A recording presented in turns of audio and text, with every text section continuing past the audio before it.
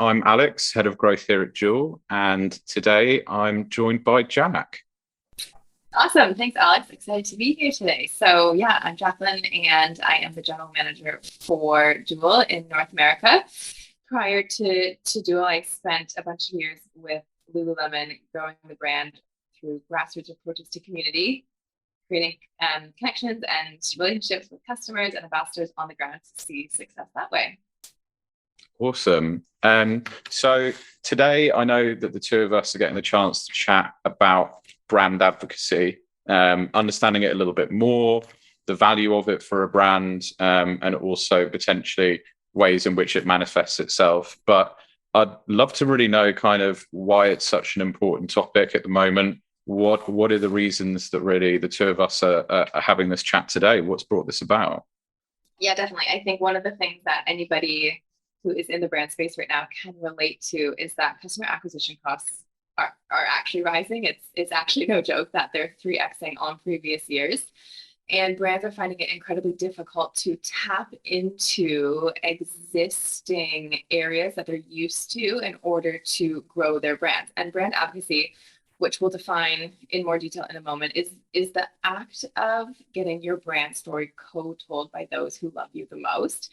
And when we look at the situation that we're in right now, the focus has shifted to getting brands to essentially crank up organic acquisition channels, which is done through equipping people with your brand story. So people being your customers, those who love you the most, your ambassadors, those who are advocating for you already. So really focusing on how can we reduce, from a brand point of view, how can we reduce reliance on things like Facebook ad spend and really shift focus to potentially a new growth channel that maybe a brand has never considered before. And that growth channel being people. So being customers, being ambassadors, being the brand advocates that your brand already has. How can we mitigate what's happening in the market and pivot to a more organic way of telling a brand story by tapping into this realm? Got it. Sounds exciting. So obviously you've given us a bit of a run through there of, the current state of the land. Just so that we all get our heads straight, in terms of how you see it and how you define it, then what is brand advocacy? Yeah, totally important in this certain topic. So actually, before I answer that, I'm going to ask you a question back. What is one of your favorite brands and why? One of my favorite brands and why? Or a brand that you love and why? Brand that I love. Well, a brand that I loved since a kid, I'd have to go with Lego. I mean, probably don't use as much Lego these days as I used to when I was younger, but totally obsessed with it for a good number of years. Yeah, I'd probably go with Lego. And what are the elements of Lego that made you tell me right now that you really love them? It was actually, I think it was something I read recently, or I remember looking at some of their packaging where it says the age range that goes, all the way up to, close to 100. And I remember, I think it reminded me of what it felt like to be a kid, and that creativity, that imagination, everything's quite sort of serious and very adult, when you get to a certain age. And I think that they just, even to this day, that recall of the passion, the enthusiasm, the creativity that it brought out of so many of, my friends and myself, I think they really capture what it means to explore your imagination and just let it run wild. Okay, so what I love about that, I would definitely agree. I get the same sense out of Lego as a company. And that the act of brand advocacy is when you're powerfully talking about a brand and you're favorably talking about a brand organically to your own networks, to your personal audiences. And the difference in what you just shared with why you love Lego is that it was really centered around Lego's brand values of fun and imagination. And you actually have yet to mention the product. So what Lego is, they're a company that makes, kids toys to build, or toys to build whatever your imagination can can think up. And the icing on the cake for a company like Lego is that they have really awesome product. So they're in the space of inviting a community of people around the world to participate in their brand values. And through that activity, they're equipping people on the ground, like yourself, like myself, with their brand story from a values point of view. And that's what people are advocating about. So brand advocacy is the action of equipping your best storytellers on the ground with your brand message so that then they are so compelled through the experiences that you have provided them from a brand perspective to retell your story. And what we are experiencing in the world right now is we want more of that. Everybody knows, the best brand builders know that word of mouth is what powers long-term sustained growth. And how do you get word of mouth? You get word of mouth through putting on experiences across every touch point of the customer journey that equips somebody, whether they're a paying customer or they're a customer on the peripherals they haven't purchased yet, or they're an ambassador, equips them with your brand message so that they feel connected and then therefore compelled to share that brand message widely with their networks, allowing for more organic growth across the board.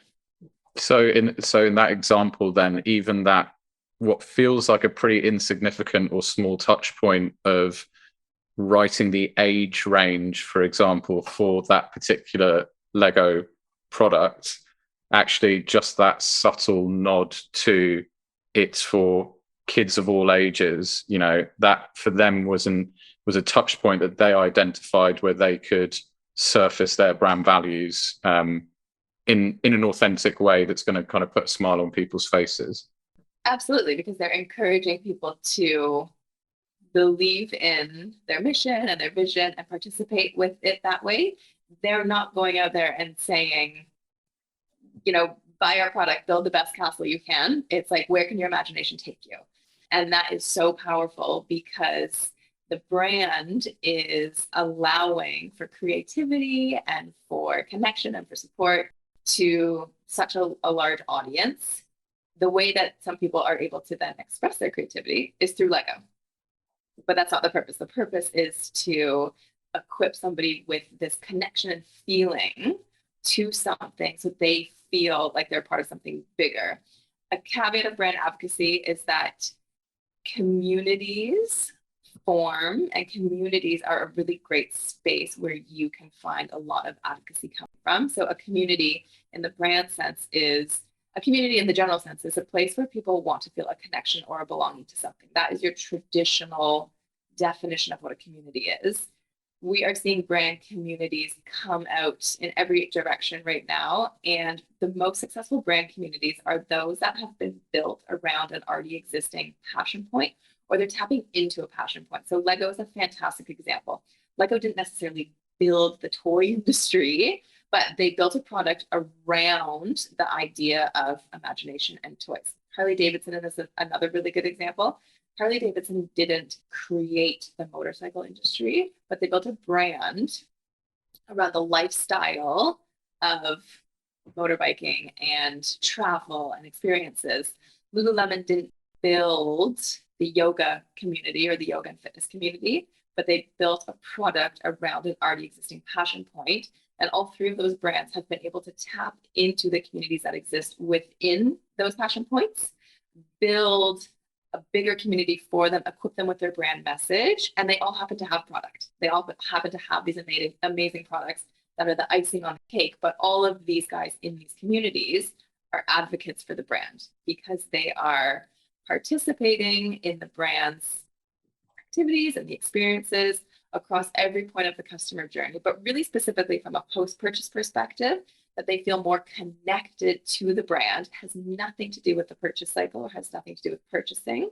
So these guys feel connected to the brand, so they're more inclined based on the experiences they have been provided, which include many things. It could be like attend an event, or for Lululemon's sake, attend a vision and goals workshop, read this piece of collateral that came in your product packaging, read this book that we recommend. Anything that plays into the brand's ethos and the brand's values, you're equipping this person with so they feel connected to it. And then they start to advocate on behalf of the experiences that they have been provided with. very few times will you be exposed to a company, I would say, hosting a community-led event. Somebody like Salesforce, for example. Salesforce has a fantastic community as well. Salesforce, they're not powering their community initiatives with, hey, this is how you can use our software, or like, this is how you can manage your CRM. They're teaching people and inviting people into their way of being and their way of thinking. And then their product is an icing on the cake, and everything to do with their product is a different operational method. So they're not hosting events or hosting communities or powering communities to talk about their CRM. They're doing the bigger picture thing to talk about their brand values and ethos. So the 4 brands that you mentioned there, I mean, obviously couldn't be more different, right? The Lego community and the Harley Davidson community, I don't know how much overlap there is there. You never know. Someone could have built their first bike with Lego, who knows? But all 4 of those, you mentioned that connection with the person who has an affinity with what they stand for. If I'm managing a brand, if I'm trying to build a brand, where do you start? Is it the case of finding that group and meeting them, or do you need to establish what that is yourself first and then take it to the group? Like, I feel like there's probably advantages and disadvantages to both ways, right? Yeah, I think it's actually quite easy where you need to start. If a brand is in the space where they haven't taken on any form of like community basis or brand advocacy actions yet, it's really quite easy to identify who is out there that is already advocating for you. And it's literally as simple as that. That is where we begin. So identify who are the top 10 customers, and I use customer like lightly here. They could be paying customers, they could be gifted with your product, but they love the product so much that they may not be your highest spenders, but figure out who are those top 10 most engaged advocates for you right now. And of course, it's like, how do I do that, right? Well, yeah, I was going to say, like, I mean, engagement is a word that gets kind of thrown around everywhere. Like, what am I trying to unpick here? What engagement is a pretty telling sign of whether someone could be one of that group of 10? Yeah. So what we want to look at from an advocacy perspective is things like engagement over spend. When customers are often a traditional way to reward a customer is somebody who has spent X, therefore they get X. Your highest spenders are often put into a segment and targeted with certain things, or invited to very exclusive experiences based on what they've spent. There's this whole other category of looking at engagement over spend.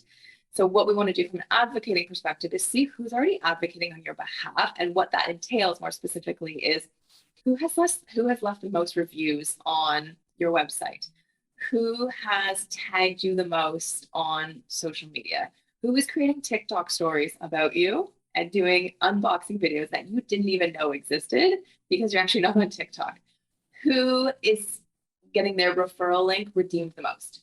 So it's pivoting the mindset from spend to engagement. There will be, shockingly, there will be a group of people that is innately advocating for you on your behalf already that you probably don't know about. Utilizing those specific elements of things that we can identify as engagement tactics to identify as advocates. The how, if it's a new activity, the how is quite manual. There's really nothing around it unless there are certain data points that you have available as a brand builder that says, you know, that X person has left 5 reviews or X person has tagged you 10 times on Instagram. If you have those pieces of information, amazing. It makes it quite easy. If not, it is quite a manual process, but it's only 10 people.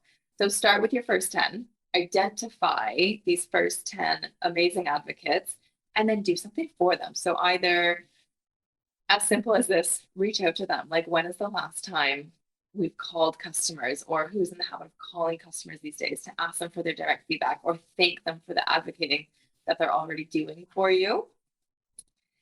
You can approach it that way, get their feedback, get them on the phone, give them an experience. If somebody is called by a brand, that's pretty invaluable, and it's actually quite cool. So then that person is advocating for you even more. They're telling all their friends oh, the CEO of this brand called me up and asked me for my feedback because they saw I did this. So if you're starting from a base level, start there. Start with the most back to basics way that you could possibly go in this, and call these guys up. Once you've connected with them, if the budget allows or if the location allows, I would then host something. So whether it's like a focus group or a product group, getting them to give their feedback to the product team with the designers so they can have input on what's coming down the pipe next. Or maybe it's like a meet and greet with the CEO so they can hear your feedback. Something intimate, but it really gives these guys another amazing experience to then continue to advocate for you. What you could then do from this is these guys can be your ambassadors. So you already actually have to your core 10 innate advocates who are advocating on your behalf. And you could then make it more of a, I guess, labeled relationship between the brand and the person. Mm-hmm. And they can be your ambassador, equipping them with this new channel and a new channel for you as a brand to find more advocates through and to provide even more exclusive experiences for essentially the people that deserve it the most, right? The people who are actually out there giving such powerful word of mouth across the board on the ground. Yeah. I think that comment about the difference between engagement versus purchase, if you like, is such a value, because even as you were explaining that, I was thinking about brands that I would be an advocate of.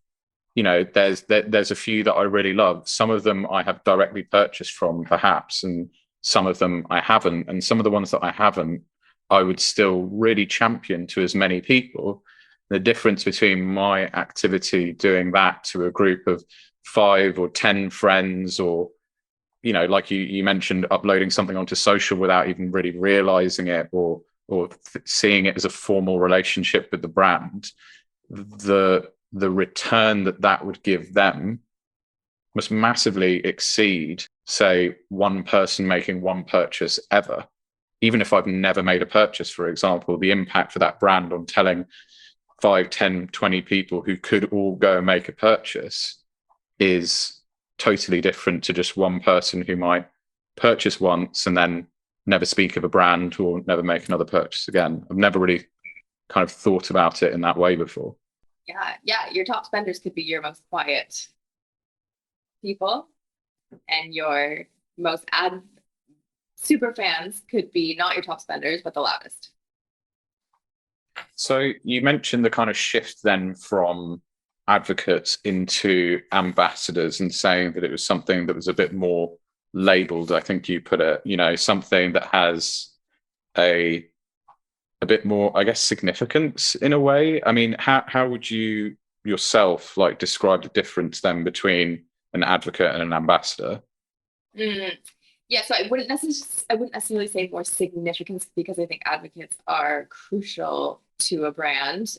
But ambassadors, again, like, you know, your traditional definition is that they are identified on behalf. So it's a more formal relationship, I would say, where once you enter a relationship with, let's say, an ambassador from a brand perspective in this sake, there are then expectations on both ends. So maybe a brand is looking for engagement activities like user-generated content, reviews, social posts, sharing referral links.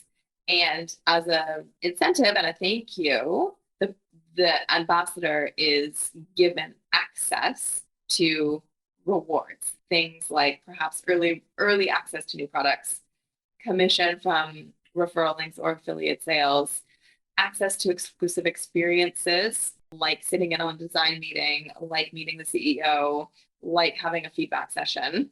So then it's just a more formalized relationship where there's a clear trajectory of what each party benefits from. I don't want to say gets from the other party, but benefits from throughout this relationship.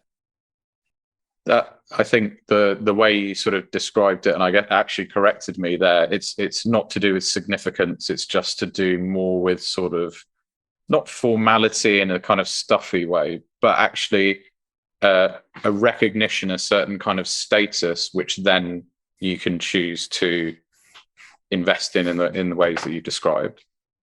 Yes, I think that's a really good call. A recognition, definitely. sitting here and kind of listening to everything that you're saying, especially as somebody who is a marketer, or at least that's what it says on their LinkedIn. But what would I need to consider then when it came to managing this additional group of people, this potential channel which could help with, having people spread more word of mouth, reach more of my target audience?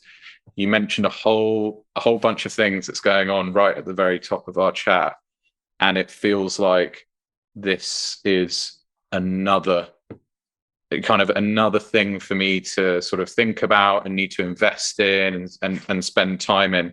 How do I juggle what ambassadors could do for my brand versus all of the other kind of tactics and channels that I've got going on as well at my disposal? Yeah, I definitely think it's a fair question. So I would say the value that is driven from ambassadors is 4 very clear pillars that ambassadors drive from an ROI perspective for a brand. The first one is acquisition.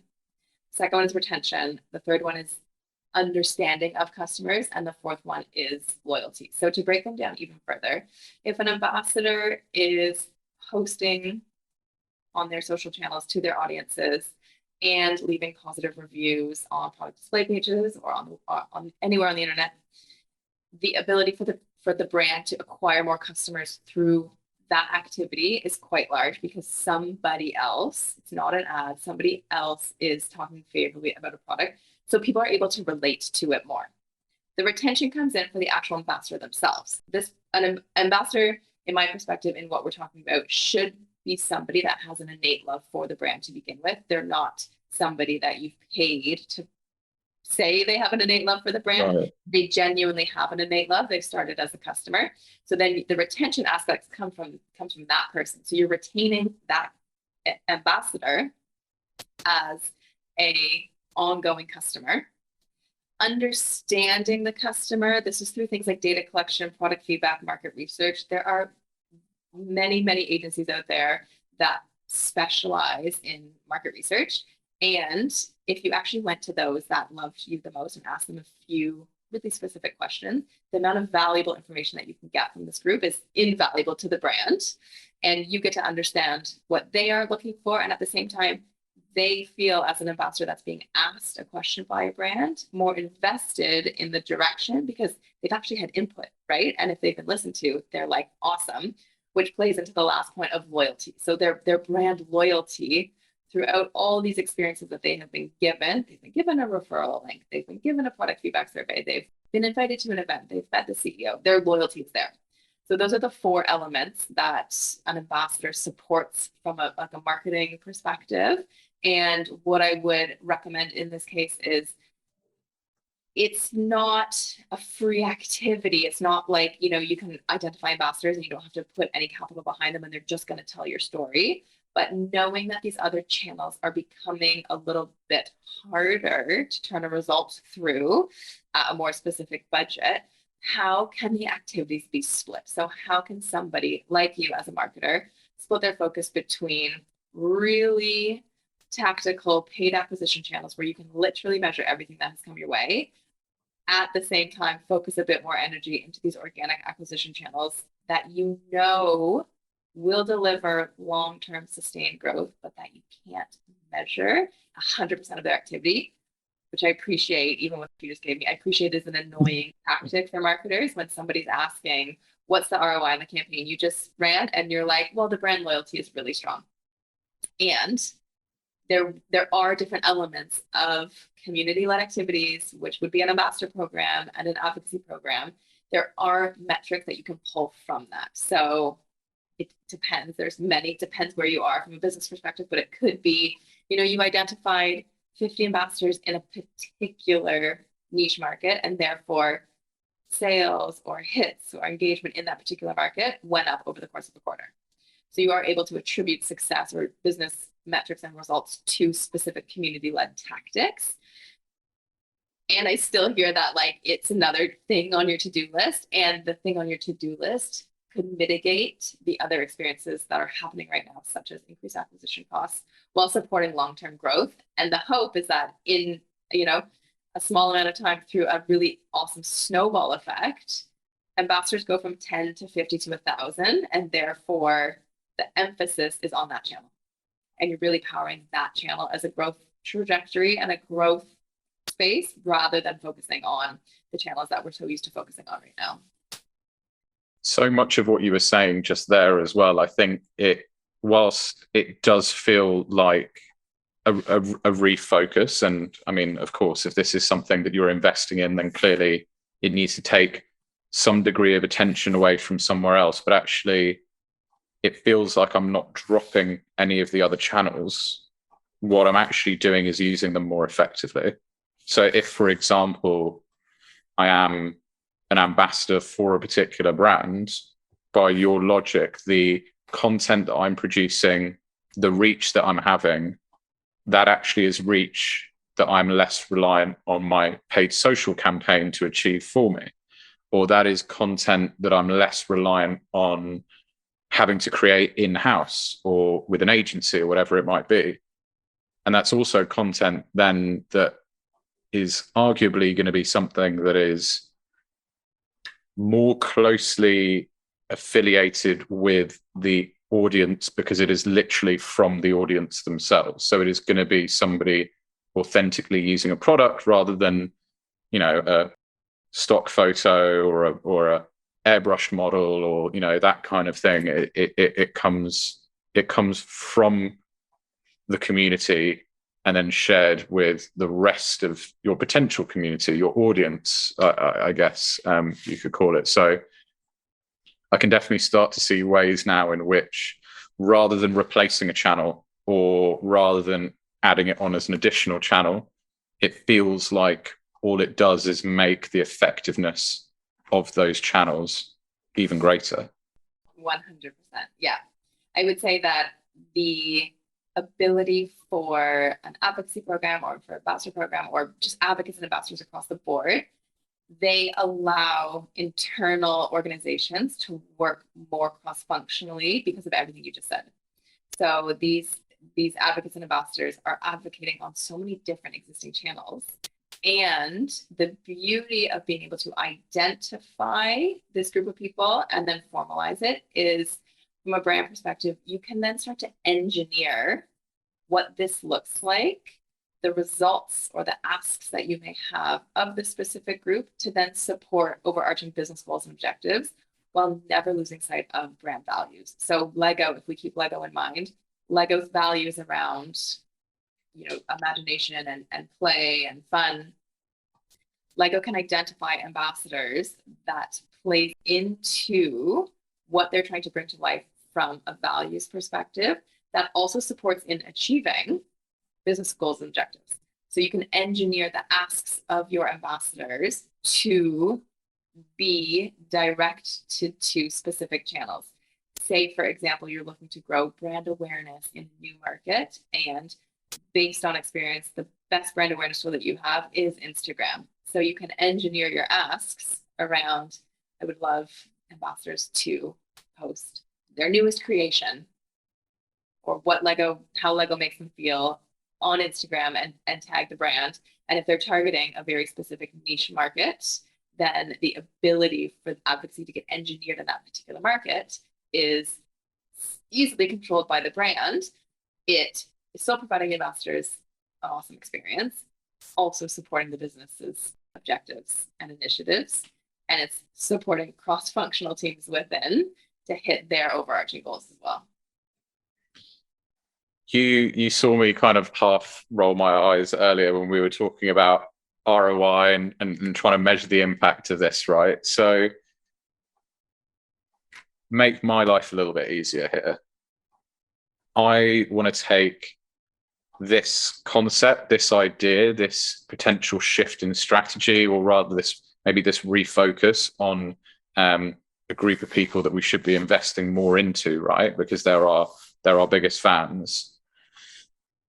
What kind of examples of particular goals that a brand might have had, or particular ways in which they've measured it? Because you touched on quite a few there in terms of like acquisition, retention, product research, loyalty.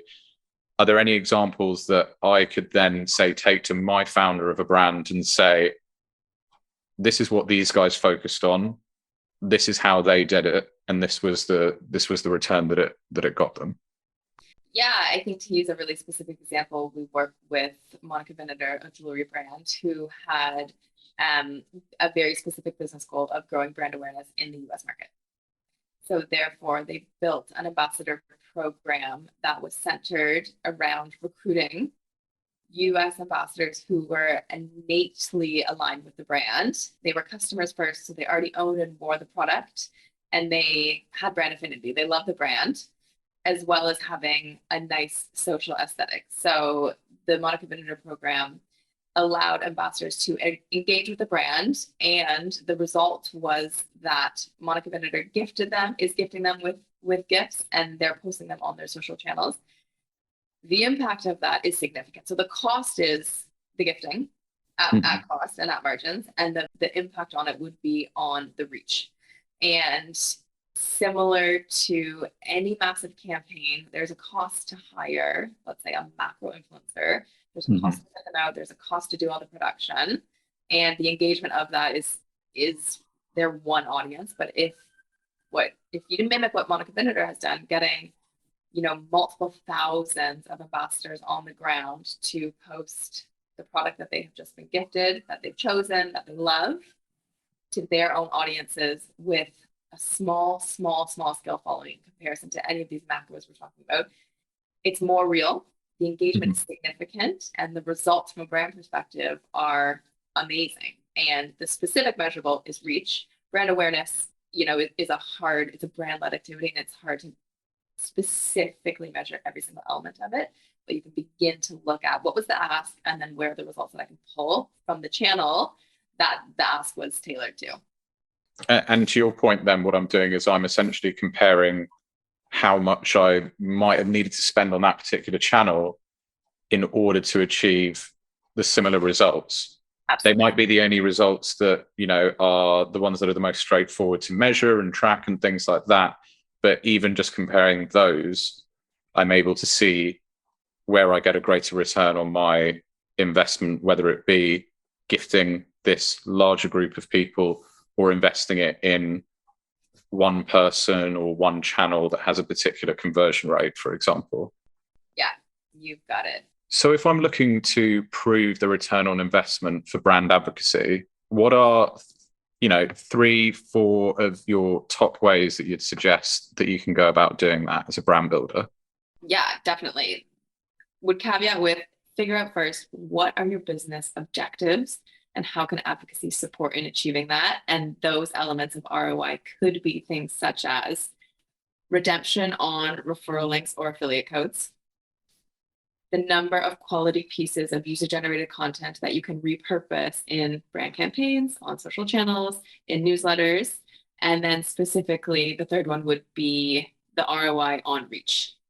And if you're engineering your advocacy actions and your ambassador programs around reach through social channels, then measuring the reach and engagement that you get from the ambassadors and attributing it in the same way in which you would look at your ad spend, and knowing that you've just pivoted the budget to support the ambassador program versus a traditional campaign.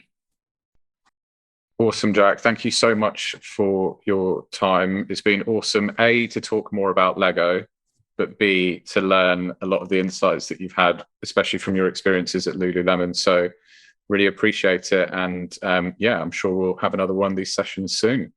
Amazing. It was great. Thanks, Alex. Cheers, Jack.